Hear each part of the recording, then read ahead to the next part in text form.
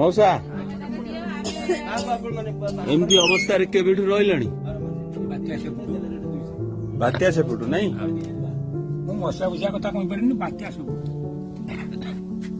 कौन कर मौसा कौन कर घर तो बहुत आक्रमण हो कौन फोटो देखुची सब हैं दीदी केते वर्ष हेलाणी रहिलुणी घरे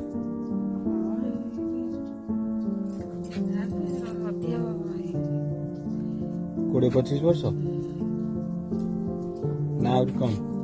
नहीं कौन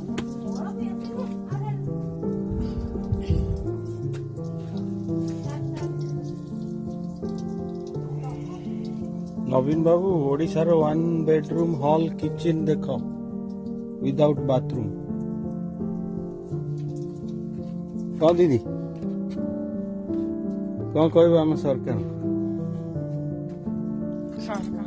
ଆଉ ଅଧିକା ଟିକେ ଦିଅନ୍ତା ଆମକୁ ହେଲେ କଣ ଗରିବ ଲୋକ ଖଟିଲେ ଖାଉଛୁ ଆଉ କଣ କରନ୍ତୁ ସ୍ୱାମୀ ବର୍ଜ ନାଇଁ ଆମର ଆଇଛି ନଈ ଗଲା